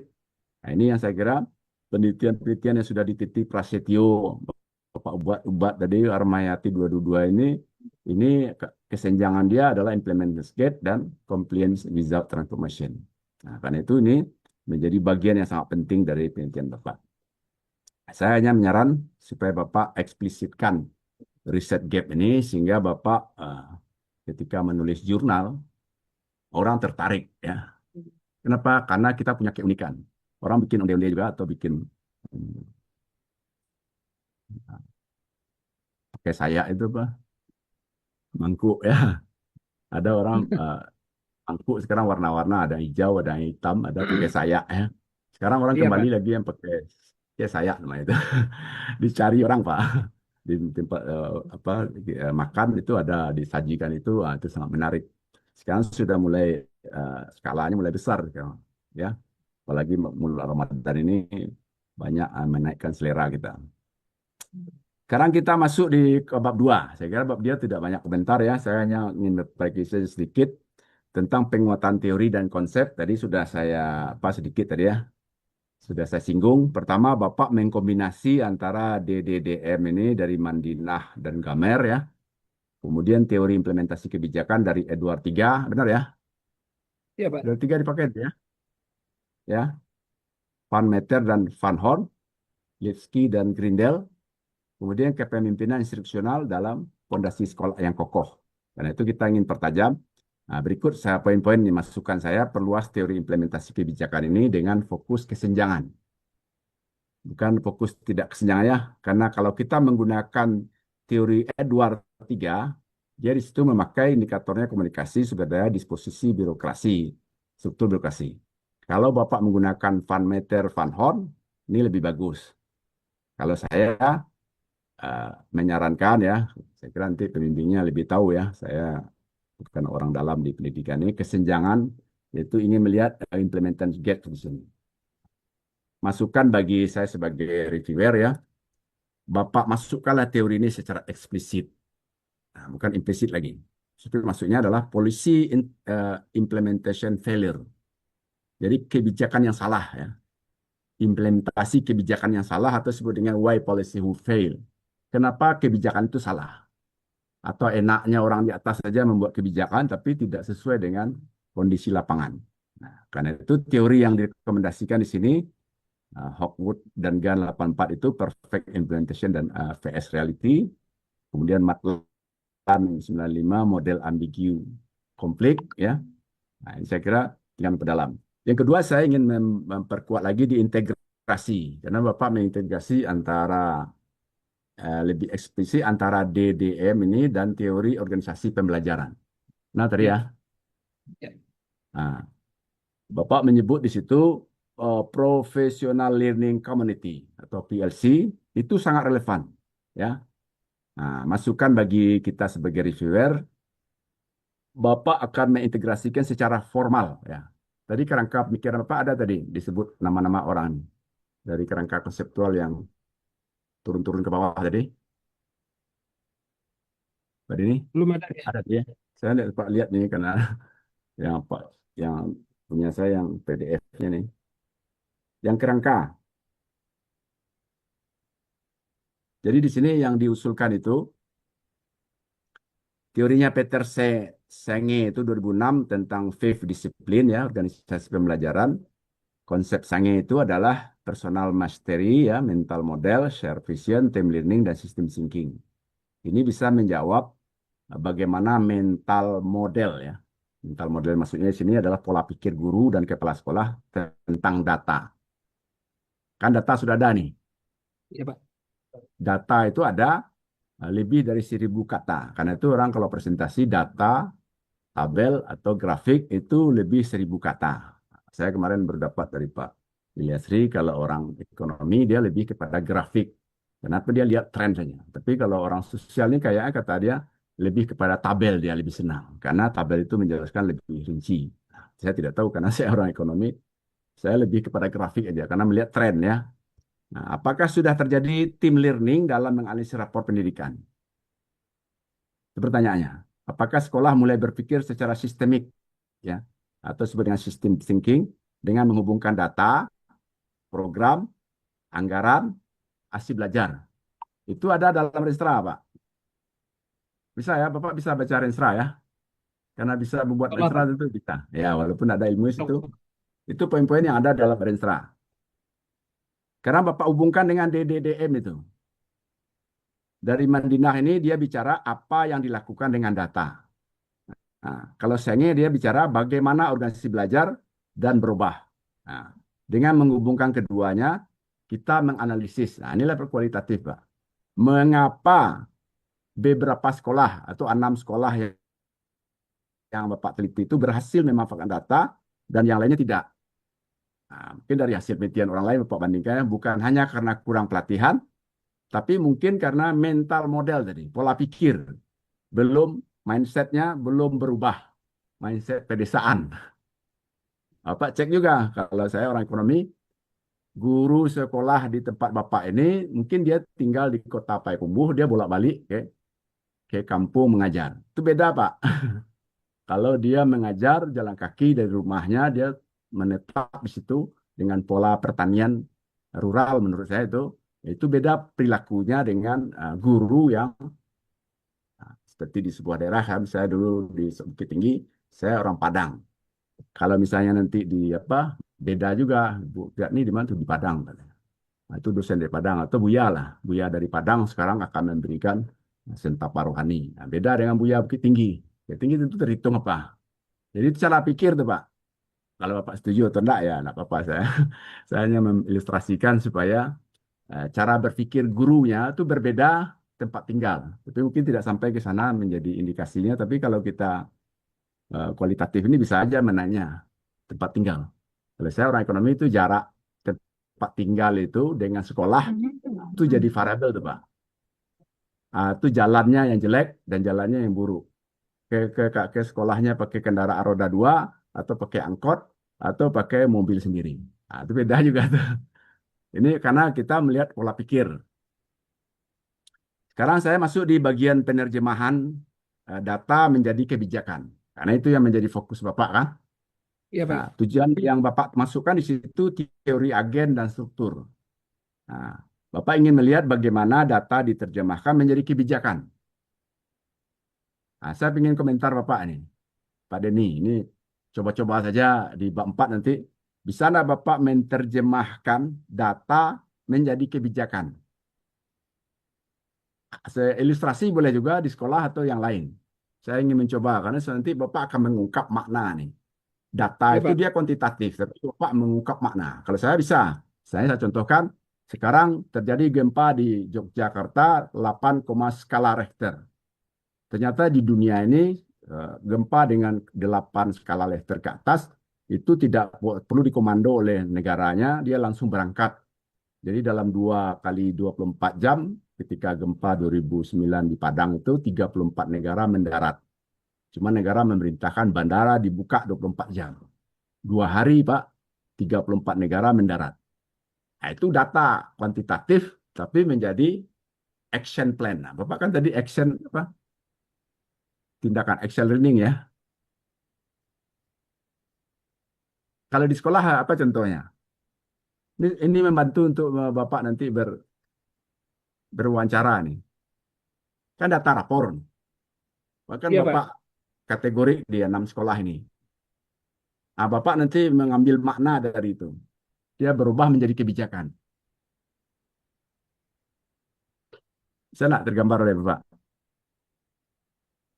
Insya Allah, Pak. Dicoba nanti, Pak. Ah ya, belajar ya. Nah, teori yang saya rekomendasikan di sini teorinya Anthony Giddens dari teori strukturasi. Struktur, kalau struktur dia berdiri, ada kepala, ada badan ya. Kedengarannya berat, tapi aplikasinya bisa sederhana, Pak. Karena teori Giddens ini mengatakan bahwa agen, kepala sekolah dan guru sebagai agen ya, kemudian struktur sebagai kebijakan, PBD, RKS, dan aturan dinas, saling mempengaruhi. Jadi agen, jadi misalnya saya nih, saya dulu pernah jadi ketua KUD, Pak. Saya tidak percaya KUD itu mandiri. Itu gaya-gayanya pemerintah aja, dibuatlah 13 Iya. kriteria. Saya santai-santai aja. Jadi orang departemen yang sibuk mendekati saya ya. Kalau uang di kooperasi itu banyak, usahanya bisnisnya jalan, pasti dia sudah mandiri gitu saya. Mandiri itu mandiri di bidang usaha, usahanya sehat, organisasinya sehat, ya nak. Kemudian Iya. mental pengurusnya sehat. Nah, karena dia untuk dia aja. Saya di lapangan sudah berada mencoba Pak, tapi saya tidak percaya karena itu teori ini agent. Agent itu juga mempengaruhi menurut Gideon ini agent kepala sekolah guru itu dengan struktur tergantung saya. Kan saya berkuasa sekarang, saya sudah ditunjuk, ya enggak? Karena saya pernah keras di kampus saya Pak. Saya macam-macam oleh teman saya. Saya bilang sama dia, kamu tahu enggak kata saya ini negara mengirim saya ke sini. Ikut tidak ikut perintah you, saya akan menjalankan tugas saya. Nah, berarti saya dosen negeri ya nak. Iya. Wah, apalagi dosen swasta. Nah, kalau dosen swasta kita takut kepayasan. Saya membangun itu jangan sampai ketakutan karena kita bekerja. Kita bekerja jangan di bawah tekanan. Kita bertanah ikhlas karena Allah. Kita dapat ridho dan kita akan di ujung nanti sehat. Nah, yang saya ingin pertanyakan di sini yang Bapak harus analisis adalah bagaimana kepala sekolah menggunakan sumber daya. Sumber daya yang disebut di sini apa, Pak? Kalau bisa sumber daya manusia, bisa anggaran, bisa. Enggak, sumber daya di sini data rapor pendidikan tadi. Iya. Kemudian wewenang yang ada. Kemudian aturan adalah juknis dari BPD menghasilkan kebijakan baru. Karena Bapak ujungnya nanti kebijakan. Kebijakan bukan kebijakan yang apa? Kebijakan yang sifatnya action yang bisa diterima. Nah, di sisi lain Bapak juga akan melihat struktur yang sudah ada. Nah, mungkin ini akan membatasi kita sehingga sikap menjadi dinamis. Ada aspek yang keempat yang saya lihat di dalam fokus Bapak, tadi hanya 3 ya, adalah kepemimpinan berbasis data. Kalau bisa saya minta ini yang benar-benar novelty ya, atau apa namanya, spesifikasi. Sekarang orang apa digital leadership, Bapak ini kepemimpinan berbasis data, apa ada istilahnya nih? Ini orang bahasa Inggris ada Bu Leni ini. Jadi arti kepemimpin data. Kalau misalnya leadership digital, berarti karena di tangan kita ada WA grup apa, kita bisa menyuruh-nyuruh orang melalui. Kalau ini kepemimpinan berbasis data. Nah, kepemimpinan berbasis data ini sebenarnya sudah ada penelitian dari Mandinah yang Bapak sebut tadi. Itu namanya data driven leadership. Kalau Bapak catat ini sangat penting walaupun penelitiannya 2012 dan itu sudah Bapak sebut di latar belakang dan di bab 2. Ini hanyalah pakai instruksional ya. Mandani ini atau Mandinah ya. Dia mengembangkan konsep kepemimpinan yang secara khusus fokus pada bagaimana pemimpin itu menciptakan visi, menyediakan dukungan, membangun kapasitas guru sehingga menggunakan data untuk mengambil keputusan. Sehingga dia langsung menggunakan. Ada satu lagi, instruksional leadership. Nah, ini sudah Bapak sebut juga Hellinger dan Murphy 85, walaupun lama ini tidak ada yang memperbaikinya. Jika tetap memakai ini, pastikan menghubungkan dengan data. Karena Bapak tadi di lampanya memakai ya, Hellinger dan Murphy ini. Nah, 3 dimensi dari Hellinger itu mendefinisikan misi sekolah. Itu ada di Rinstra.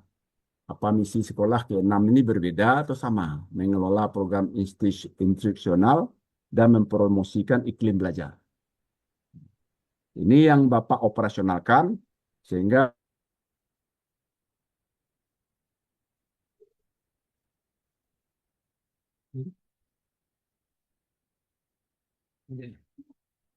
lempar apa? Sepertinya Bapak Helmi terlempar. Iya kayaknya Bu. Ya, kita tunggu sebentar Bapak Ibu.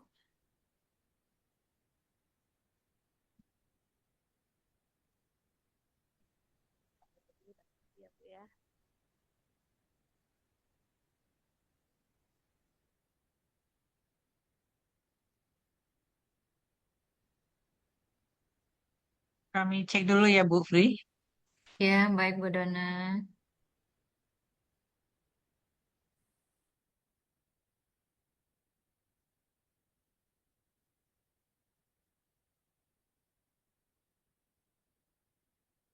Waduh, Pak terlempar. Apa ya? Tidak.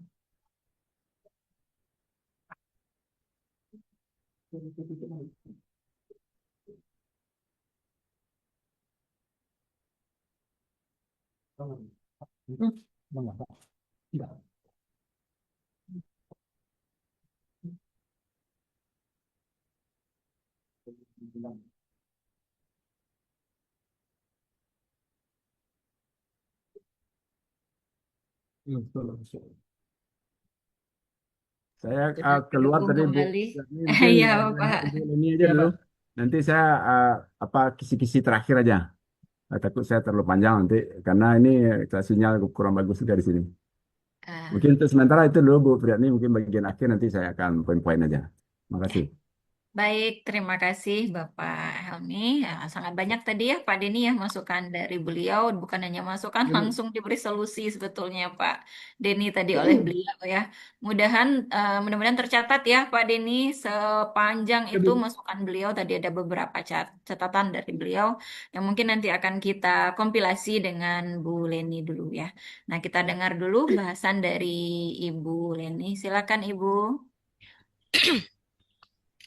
Baik, Bismillahirrahmanirrahim. Assalamualaikum warahmatullahi wabarakatuh. Waalaikumsalam. Baik, pertama, congratulations dulu, selamat untuk Bapak Denny yang sudah maju ke tahap yang ditunggu-tunggu ya. Ya, mudah-mudahan sebentar lagi kalau tadi tidak salah dengar dalam 2 bulan ke depan harus sudah selesai, harus sudah disandang MM Magister manajemennya Pak Denny ya. Selamat lah ya. Insyaallah Bu. Oke. Terima kasih Bu. Ya, insya Allah. Oke, baik. Tadi dengan Bapak Helmi sudah banyak sekali dibahas, malah beliau runtut ya detail membahas ya dari bab 1 sudah hampir selesai tadi, kebetulan beliau terputus ya jaringan beliau. Nah, sekarang udah muncul lagi. Baik, kita akan melihat pertama kali bahwa penelitian Pak Denny ini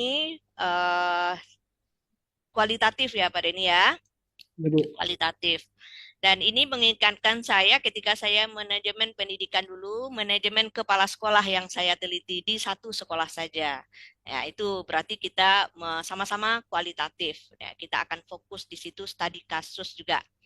Baik, saya sudah baca sekilas tentang ya latar belakang sebagaimana yang tidak sampaikan tadi. Ya, secara umum alhamdulillah sudah baguslah ya, namanya tahap proposal sudah demikian ya, lengkap lah ya, tinggal implementasi aja lagi. Baik, topik kita adalah tentang manajemen pemanfaatan data RAFOR ya. Rapor pendidikan. Ya, data RAFOR, data RAFOR. Baik. Ada beberapa catatan yang saya ambil. Seperti yang disampaikan bahwa sebetulnya kita menulis proposal ini semuanya sampai akhirnya nanti dalam mengambil kesimpulan semuanya berbasis kepada apa yang kita terapkan pada bab 1 introduction itu. Ya, dari latar belakang kita lihat apa misalnya, kemudian ya rapor pendidikan ya, rapor pendidikan, kemudian berikutnya identifikasi masalah, kemudian apa perumusan masalah, sampai akhirnya harus dia linear. Ya, tidak boleh melenceng satupun dari apa yang disampaikan. Sampai nanti konklusi dan saran dan sebagainya harus berbasis kepada introduction yang telah kita putuskan ketika kita menentukan research question, pertanyaan penelitian. Baik, sebentar. Ya, dari latar belakang yang disampaikan, ya terlihat bahwa yang pertama, rapor pendidikan dan pengelolaan berbasis data itu sangat penting. Nah, itu. Jadi latar belakangnya itu sangat penting, namun, ya, apa namunnya? Itulah antara yang akan kita lihat antara gap, ya, das sein, das sollen, ya. Apa yang seharusnya terjadi dengan apa yang terjadi sebenarnya. Maka disitulah Pak Denny akan bergerak nanti menganalisa, merumuskan permasalahan, kemudian apa tujuan penelitiannya dengan segala metode, teori dan lain-lain. Oke, jadi ada pertanyaan krusial yang sudah ditampilkan di sini di halaman 5. Bagaimana pengambilan pertama, sejauh mana data rapor pendidikan to what extent, kalau dalam bahasa Inggrisnya to what extent, sejauh mana data rapor pendidikan benar-benar dimanfaatkan dalam proses perencanaan yang berbasis data, ya, RP dengan PBD, ya, itu dia bahasa Indonesianya. Nah, apakah terdapat kesenjangan antara rekomendasi yang tercantum di dalam rapor pendidikan dengan kebijakan aktual yang dirumuskan oleh sekolah? Nah, Pak Denny akan meneliti dari berapa sekolah tadi? 6 ya, Pak Denny? 6, Bu. 6 sekolah, termasuk sekolah Pak Denny sendiri. Iya. Ya, berarti seperti yang disampaikan bahwa penelitian kualitatif itu harus berdalam-dalam sehingga tidak ada lagi yang bisa digali sampai kita habis di situ, tidak ada lagi. Nah, jadi karena Pak Denny adalah salah satu yang akan Pak Denny teliti, ya kita ambil informasi, ya kita harus berpandai-pandai. Berpandai-pandai itu artinya apa? Kita berada pada di luar, kita harus berada di luar posisi kita. Jadi jangan karena ya ini sebetulnya hal yang ditakutkan untuk melakukan penelitian studi kasus atau kualitatif kalau melibatkan diri kita sendiri. Ya. Jadi memang syaratnya siapapun yang kita ambil sebagai apa istilahnya informan, ya, ya itu harus, nah, sifatnya harus terpercaya, jujur, dan sebagainya. Itu demi keabsahan, validitas, dan reliabilitas data yang kita dapatkan. Ya, mudah-mudahan nanti Pak Denny akan menetapkan populasi sampel atau dikatakan di sini ada responden atau informan untuk penelitian kualitatif itu harus mempertimbangkan hal yang demikian. Pak Denny ya. Kemudian itulah pertanyaan itu dapat dijawab melalui pendekatan kuantitatif. Nah, ini dia pertanyaan-pertanyaan tersebut tidak dapat dijawab, tidak dapat dijawab melalui pendekatan kuantitatif. Dan itu karena apa? Karena ada interpretasi. Kalau interpretasi itu tidak bisa dikuantifierkan. Nah, kemudian ada dinamika organisasi dan praktek kebijakan yang bersifat kontekstual. Itu berbeda antara satu sekolah dengan sekolah yang lain. Antara kepala sekolah yang satu dan kepala sekolah yang lain. Dan semuanya itu punya kategori atau karakteristik yang berbeda-beda. Nah, itu uniknya penelitian kita di dalam yang kualitatif. Ya.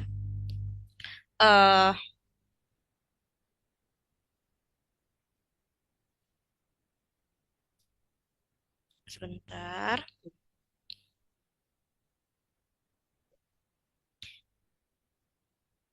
Nah, kita lihat ke identifikasi masalah, terdapat beberapa hal yang disampaikan di latar belakang tadi, A, B, C, D, E, ya, A, B, C, D, E, itu. Kemudian dari identifikasi itu, Pak Denny sudah masuk kepada perumusan masalah.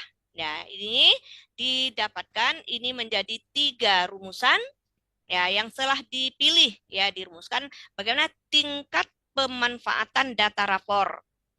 Ya, bagaimana tingkat pemanfaatan data rapor pendidikan dalam perencanaan yang berbasis data di sekolah. Kemudian, apa saja kesenjangan antara rapor pendidikan dengan kebijakan di sekolah, dan bagaimana hasil analisis rapor pendidikan yang diterjemahkan menjadi kebijakan. Nah, itu seperti Pak Helmi sampaikan tadi, ya bagaimana hasil analisis itu menjadi kebijakan dan rencana tindak lanjut sekolah itu. Dan itu nanti akan diakumulasi menjadi sesuatu yang menjadi temuan nanti ya. Kemudian fokusnya adalah bagaimana pemanfaatan data rapor pendidikan oleh sekolah dasar untuk mengoptimalkan perencanaan berbasis data. Itu fokusnya. Nah, ini untuk tujuan penelitian, saya melihat A, B, C, D. Nah, untuk secara umum, saya melihat tadi sudah dicoba menganalisa apa yang disampaikan sampai akhir, maka kiranya Pak Denny perlu juga nanti mempertimbangkan karena perbedaan yang ditemukan nanti sesuai dengan pertanyaan penelitian, faktor-faktor apakah yang mempengaruhi kesenjangan tersebut. Itu barangkali yang ingin saya sampaikan atau masukkan barangkali. Karena faktor-faktor yang ini akan berbeda satu sama lain. Itulah yang membuat itu unik, itu barangkali. Ya, pada sekolah-sekolah di kota, ya, ada terdapat kesenjangan juga. Barangkali karena faktor yang berbeda itu menyebabkan terjadilah kesenjangan di antara faktor-faktor yang lain. Jadi, menurut hemat saya, kita dari nanti ada interview, ada semacam instrumen, beberapa instrumen yang Pak Denny sampaikan atau rencanakan, mungkin akan nanti terlihat bagaimana faktor yang mempengaruhi. Seterusnya, faktor itu mau diapakan? Apakah itu akan menjadi suatu peluang untuk mencapai sesuatu yang memperbaiki situasi yang ada?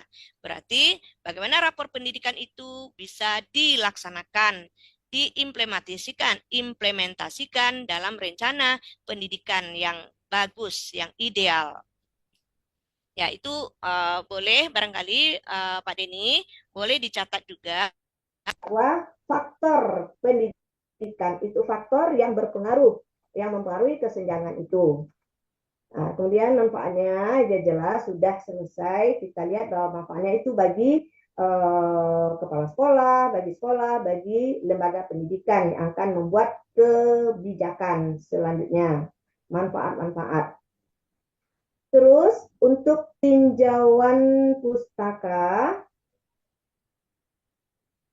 ya di tinjauan pustaka semuanya mengatakan bahwa banyak hal konteks pendidikan misalnya di halaman 13 bahwa guru secara sadar menggunakan data untuk mengenali kebutuhan belajar siswa, merancang strategi dan sebagainya.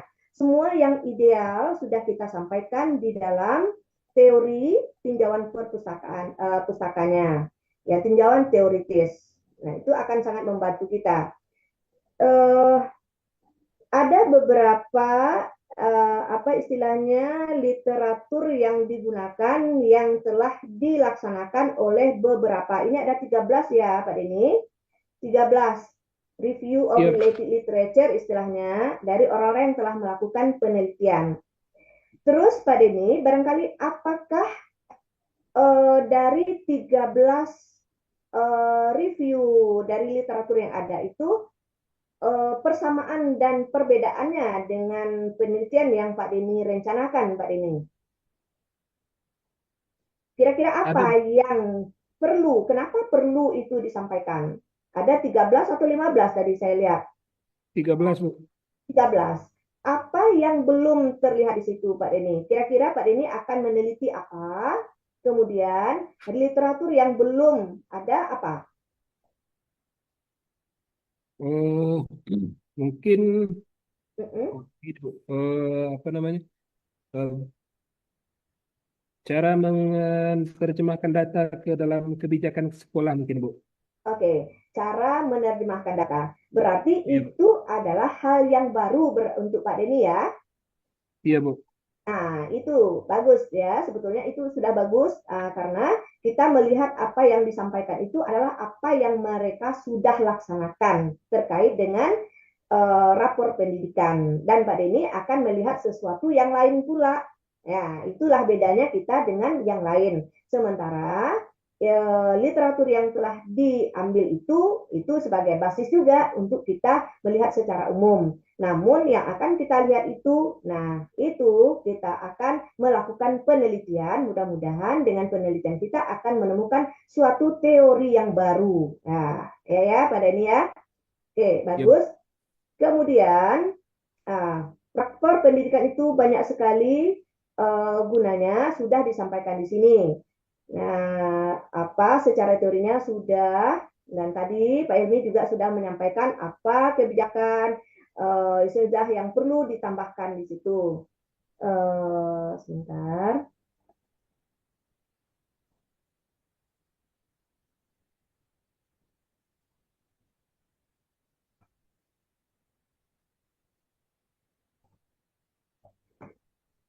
Boleh nih suara Ya, ibu. Ya, saya pikir kenapa? ibu, suara ibu karena nggak terdengar, saya pikir ibu kehilangan sinyal. Oh, enggak, ada, alhamdulillah. Ada, sudah. Ya, ya, Bu. Ya, ya, ya Bu, bentar ya Bu. Hmm.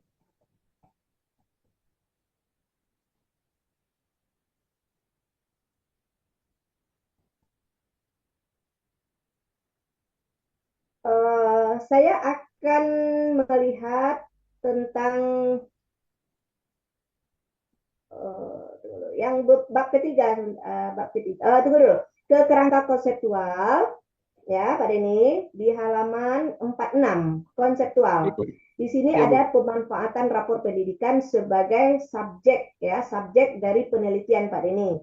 Nah, di Iya, Bu. situ akan ada analisis indikator mutu, itu sudah ada, kemudian kebijakan sekolah, evaluasi perbaikan pembelajaran, perencanaan berbasis data, dan akhirnya terjadilah peningkatan mutu pendidikan. Itu sebagai konseptual yang ya betul seperti itu, dan akhirnya mudah-mudahan semuanya berjalan.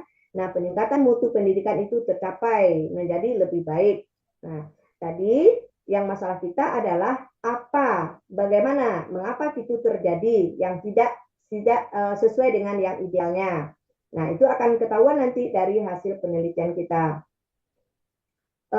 Nah, metodologi penelitian, jenis penelitian ini adalah kualitatif ya dengan case study. Oke, tadi kita melihat tadi ada 6 sekolah yang akan kita jadikan sebagai sumber datanya. Ada di sini tujuannya penelitian kualitatif dipilih karena penelitian ini bertujuan memahami secara mendalam fenomena pemanfaatan rapor pendidikan. Berarti pemanfaatan belum terlaksana dengan baik. Ya, apa itu? Termasuk pemanfaatan rapor pendidikan dalam perencanaan strategi sekolah, dinamika, hambatan, strategi integrasi data ke dalam kebijakan sekolah, dan diperkuat pula dengan teori-teori dari para ahli.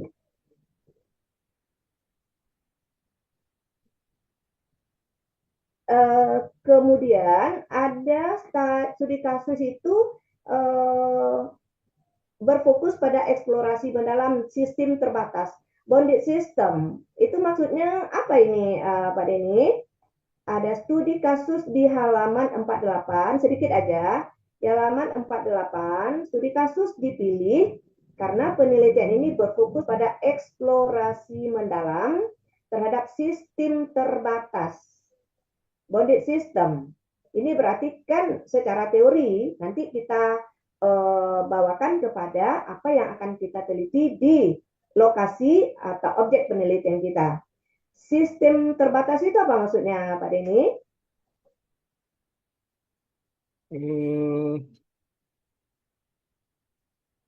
Sistem terbatas, yaitu proses pemanfaatan rapor pendidikan di satuan pendidikan tertentu.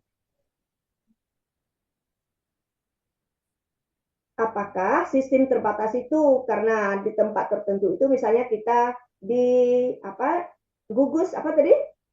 Di gugus. Iya, Bu. Gugus 8. Apakah itu maksudnya sistem terbatas itu? Iya, Bu. Proses Karena pemanfaatan. kan rencananya gitu, Bu. Ya. Jadi waktu penyusunan proposal ini dulu, waktu bimbingan dengan Ibu Tiatmi itu kan belum jelas waktu itu, Bu. Sekolah-sekolah mana saja, Bu. Jadi kalau kita mengambil satu kecamatan itu terlalu luas, itu mungkin, Bu, terlalu banyak, nanti mungkin susah ngumpulin datanya, Bu. Iya.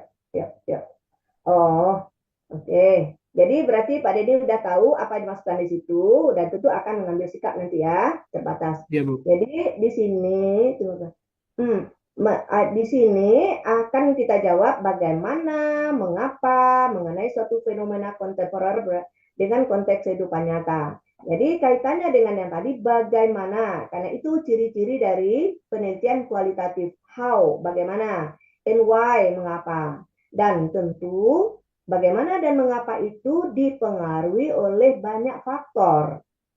Nah, itu kaitannya tadi. Jadi faktor apa yang membedakan satu dan lainnya itu berbeda. Sehingga pemanfaatan rapor pendidikan itu tidak bisa dioptimalisasikan. Mungkin seperti itu, mungkin ada jawabannya. Nah, jadi bagaimana sekolah memanfaatkan data rapor pendidikan? Mengapa terjadi kesenjangan antara rekomendasi dan kebijakan? Ini memerlukan eksplorasi mendalam yang hanya dijawab melalui studi kasus. Jadi memang berdalam-dalam istilahnya studi kasus itu. Nah, itu. Kemudian di dalam proposal ini kita melihat populasi dan informan, ya, informan penelitian. Nanti selanjutnya Pak Denny tentu diharapkan dapat menentukan ini populasi. Nah, disampaikan di dalam nanti kalau sudah beranjak dia ke dalam penelitian, ya dijelaskan. Jadi bukan sebatas teori saja, populasi. Kemudian informan misalnya, kriteria pertimbangan bahwa informan memiliki pengetahuan pengalaman. Jadi informan penelitian itu siapa saja? Ini ada kepala sekolah dan berapa orang? Apakah semuanya berarti kalau kepala sekolah? Dan ini ada guru. Nah, bagaimana menentukan guru? Nanti akan ditentukan berapa orang. Apakah per sekolah, berapa orang masing-masing sekolah, atau Pak Denny akan menganut paham apa istilahnya snowball sampling mungkin. Nah, karena di satu sekolah itu mungkin ada di sekolah A mungkin cukup 2 orang, ya. Di sekolah B cukup 1 orang misalnya, sepanjang pertanyaan penelitian kita itu sudah terjawab dengan yang 1 orang untuk satu sekolah itu. Karena ini akan banyak nanti Pak Deni, karena ada 6 sekolah, kemudian kita melakukan kualitatif, mau pertanyaannya, mau observasinya. Kalau semuanya itu tentu tidak akan cukup waktu. Jadi kita kan yang menentukan berapa, tentu ada kriterianya, ada apa teorinya yang kita ambil untuk berapa orang. Jadi kalau di teori kualitatif itu tidak harus ada sekian orang tidak perlu. Tergantung sepanjang bagaimana data itu bisa kita dapatkan sesuai dengan kebutuhan kita. Ya, enggak usah banyak, tapi dia mendalam. Nah, itu Ya, barangkali ya Pak Denny ya. ya Bu. Bagaimana? Begitu juga dengan tenaga pendidikan, pengawas, dan semuanya itu tergantung kepada rapor pendidikan yang ingin kita bedah sedalam-dalamnya. Ya, ada pengawas sekolah juga. Nah, itu. Kemudian, definisi operasional penelitian, pemanfaatan data rapor pendidikan. Nah, berdasarkan kerangka data driven decision making dan kata siapa ini, Mendina ya, Mendina dan Gumer, pemanfaatan di indikatornya, akses data. Nah, itu dia, mengakses data, kemampuan membuka dan memahami visualisasi data di platform lapor pendidikan, bagaimana interpretasinya, bagaimana analisis akar masalah, segala macamnya. Itu kita yang akan mempertimbangkan apakah sudah bisa terpenuhi dengan informan penelitian yang kita tetapkan. Kemudian Pak Denny, penelitian ini rencananya Pak Denny lakukan sendiri atau ada bantuan dari yang lain, ada tim mungkin? Nanti rencananya itu nanti kita coba sendiri dulu Bu, karena nanti pengumpulan data Sendiri. itu mungkin karena ada 6 sekolah. Kalau Ya, seandainya nanti kita butuh bantuan dari teman yang lain, baru kita cari teman yang lain Bu. iya ya. Jadi rasanya agak berat juga kalau Pak Denny melakukan sendiri 6 guru, berapa guru dari setiap sekolah dan segala macam. Karena juga waktunya terbatas ya Pak Denny.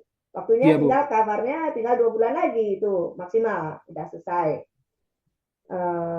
Terus, nah untuk analisis data, ya teknik analisis data dan penelitian mengacu pada model analisis interaktif yang dikembangkan oleh Miles, Lieberman, dan Saldana. Nah, jadi Pak Denny ini akan melihatkan nanti di dalam kelanjutannya analisis data yang digunakan apa langsung. Jadi tidak ada teori-teori lagi. Jadi langsung kepada apa yang dilakukan. Pengumpulan data dikumpulkan melalui 3 teknik utama. Apa yang lakukan wawancara dengan siapa? Ya, ada berapa orang, berapa lama? Itu langsung di dalam apa yang kita lakukan realisasinya. Nah, daftar teori dan sebagainya macam. Ya, tadi sudah disampaikan ada kondensasi data dan semacam ya, penyajian data dan sebagainya. Ini data pustaka sudah. Nah, ini kita lihat dari lampiran yang ada, Pak Denny. Ada Ya Bu. pedoman wawancara. Ini berdasarkan dari apa, Pak Denny? Adakah dari teori? Iya ya. Iya Bu. Memanfaatkan data rapor pendidikan berdasarkan 5 siklus ini. Ya. Iya Bu. Oke. Nah, jadi untuk masing-masing juga ini berdasarkan teori yang telah diambil oleh Pak Denny seperti apa, dan itu akan menentukan nanti hasilnya seperti apa pula dan akan apa kesimpulannya. Sebentar.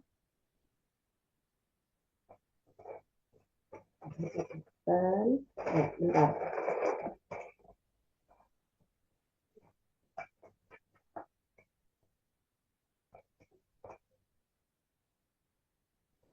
Nah, baik.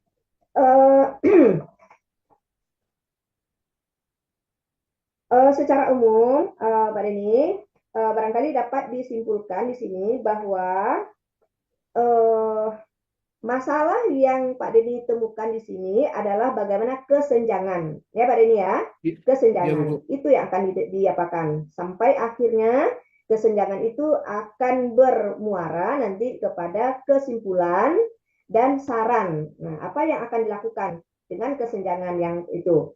Apakah tidak terpikirkan oleh Pak Denny untuk mencarikan solusi itu dengan untuk membuatkan satu model mungkin. Model bagaimana pemanfaatan rapor pendidikan di dalam ya bagaimana model yang ideal itu. Barangkali itu bisa juga jadi pertimbangan nanti Pak Denny karena nanti Pak Denny menghasilkan satu model baru. Baik, Bu. Bagaimana rapor pendidikan Jadi, itu dapat diimplementasikan dalam perencanaan pendidikan. Mungkin ya Pak Denny ya. Jadi ya, adalah Bu. itu hal yang baru mungkin. Ya, karena penelitian ini kita akan menciptakan hal yang baru yang mudah-mudahan berbeda dengan yang lain. Itulah kebaruan dari penelitian kita. Kemudian, Ya, Bu. nah tadi sudah ada bahwa ada gap tadi ya, realitas mutu pendidikan. Nah, dengan tantangan yang masih signifikan. Apa itu? Capaian literasi, numerasi, dan sebagainya.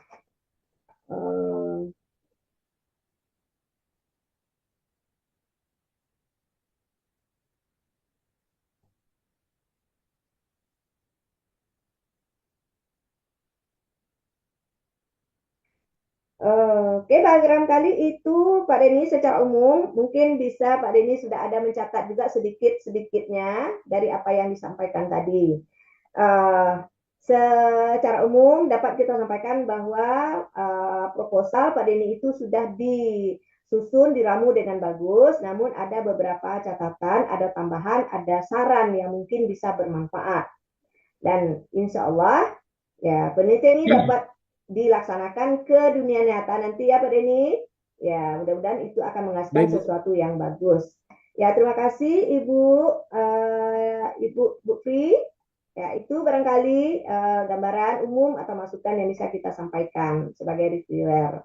Ya banyak maaf. Assalamualaikum warahmatullahi wabarakatuh. Waalaikumsalam Waalaikumsalam warahmatullahi warahmatullahi wabarakatuh. wabarakatuh. Ah, detail sekali ya saran dari Ibu Leni ya Pak Denny. Mudah-mudahan Pak Denny bisa Ya, Bu. mencatat itu juga dengan detail ya. Mudah-mudahan ada yang membantu juga kalau nanti ada yang tertinggal. Nah, rasanya tadi Pak Helmi terpotong. Apakah kita Sedikit. rangkum atau ditambahkan dulu Bapak? Saya kira bisa dirangkum ya. Saya Ya. terakhir aja tentang konseptual. Oke. Kerangka konseptual halaman 50 ini Ya. kalau bisa dikaitkan dengan tujuan Pak Denny. Karena tujuan satu yang objeknya sudah jelas di atas gugus tinggi ya, gugus 7 ketinggian. T1-nya proses pemuatan data, di bawahnya itu saya akses data, interpretasi, dan tindakan misalnya. Tujuan duanya identifikasi kesenjangan dan tujuan tiganya model kebijakan.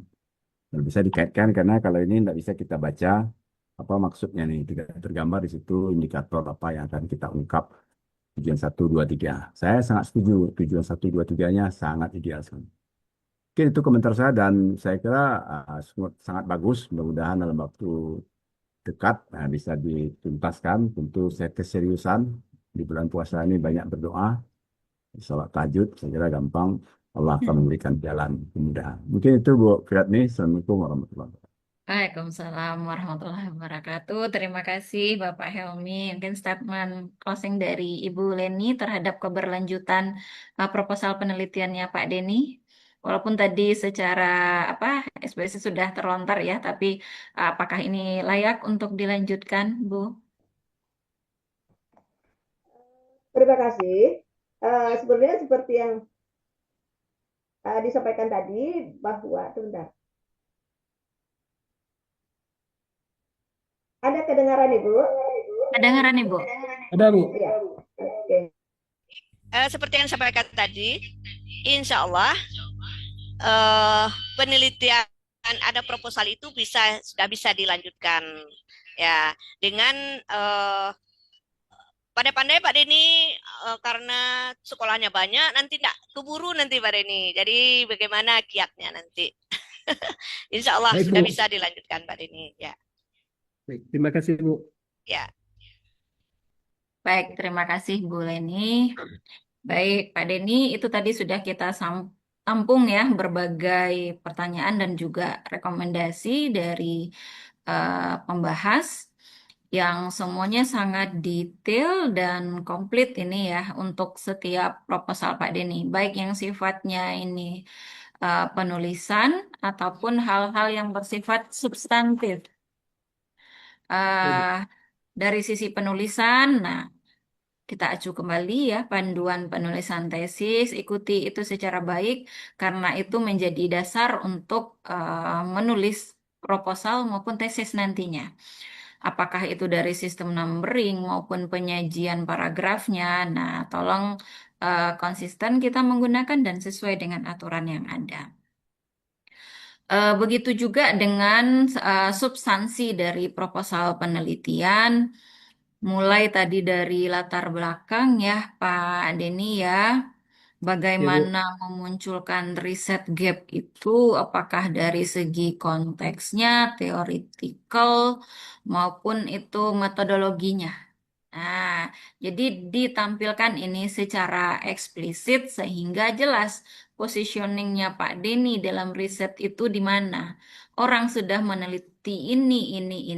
Nah, saya begini. Jadi apa namanya yang novelty itu nanti bisa muncul. Nah, itu tadi yang dimaksudkan Pak Helmi tadi ya, memunculkan riset gap itu dari berbagai aspek sehingga kelihatan perbedaan risetnya Pak Denny dengan riset-riset yang sudah ada. Dan juga teori-teori pendukung itu lebih dieksplorasi lagi, lebih mendalam ya Pak Denny, dan tadi juga beberapa referensi dibantu juga mengaitkannya oleh Pak Helmi ya, riset riset apa yang bisa kita acu untuk kajian pustaka atau literatur review dari penelitian Pak Denny ini. Baik itu terkait Ya, Bu. dengan DDM-nya tadi ya, kemudian terkait dengan ada beberapa aspek ya yang disampaikan tadi, bagaimana mengaitkan DDM itu dengan policy, ya, kemudian mengaitkan DDM tadi dengan pembelajaran, kemudian juga bagaimana menghasilkan kebijakan yang berbasis dari data. Dan termasuk tadi adanya leadership digital tadi. Nah, kita bisa kaitkan itu karena itu adalah supporting yang sangat bagus untuk basis dari penelitian Pak Denny ini. Kemudian terkait dengan rumusan tadi ya juga sudah ada beberapa dari penelitian ini ada beberapa hal rumusannya yang perlu direvisi sedikit tadi ya dari narasi kalimatnya. Termasuk salah satu masukan Bu Leni tadi, apakah hanya sampai tataran ini saja? Apakah tidak dihasilkan? Nah, ada solusinya gitu yang menjadi sebuah ide. Dari data-data yang sudah ditemukan tadi, apakah ini tidak diformulakan sebuah model yang ideal berdasarkan temuannya Pak Denny tadi? Nah, ini tentu menjadi sebuah pemikiran juga ya Pak Denny ya, agar apa data-data yang Pak Denny temukan dalam penelitian ini memiliki implikasi yang kuat bagi lingkungan penelitiannya Pak Denny tadi. Karena apa adanya ciri keunikan kontekstual di sana. Nah, mungkin itu jadi pertimbangan kita ya Pak Denny ya. Baik, Bu. Kemudian di bab 2 ya perdalam tadi teorinya, kemudian kerangka konseptual dan literatur review tadi ya. Positioningnya bisa diperkuat lagi nanti ya. Apa perbedaan penelitian yang akan dilakukan dengan penelitian yang sudah ada. Kemudian tadi juga di dalam metodologinya ya. Bagaimana menggunakan penelitian kualitatif ini mengkaji secara mendalam penelitian Pak Denny ini kemudian melibatkan seluruh stakeholder yang terlibat. Nah, jadi diperjelas lagi ya kalau kepala sekolah tentu semuanya ya karena hanya 6 sekolah.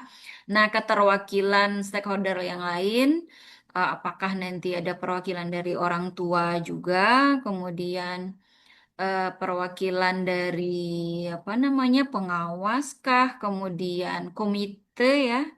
Nah, komite, kemudian juga stakeholder lain yang terkait. Nah, tentu itu harus jelas ya, terutama guru dan tenaga kependidikan yang memang bersinggungan langsung dengan rapor mutu pendidikan ini. eh jadi itu walaupun sekarang sudah ada ya panduan wawancaranya sudah ada Pak Denny ya, mungkin perlu Ada, Bu. kita perkuat lagi.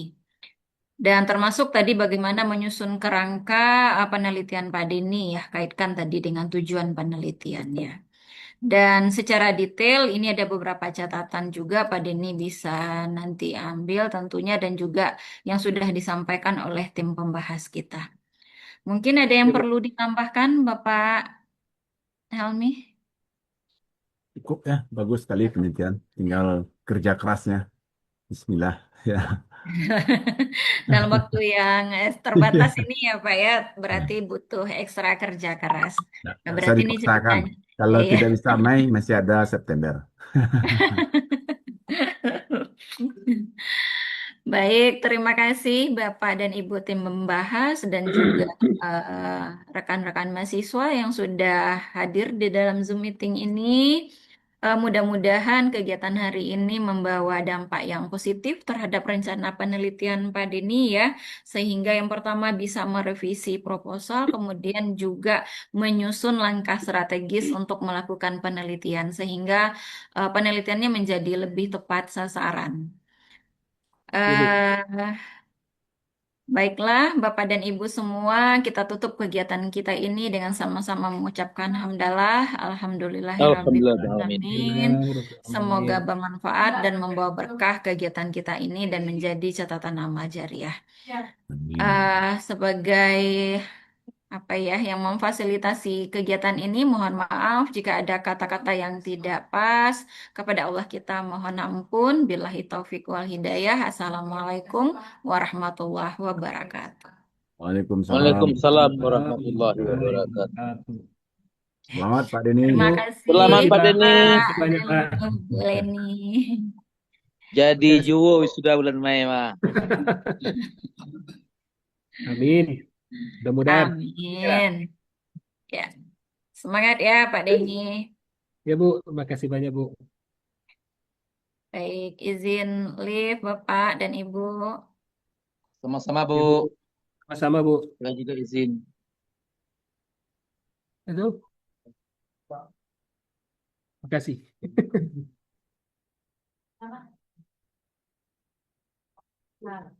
Alhamdulillah. Bisa.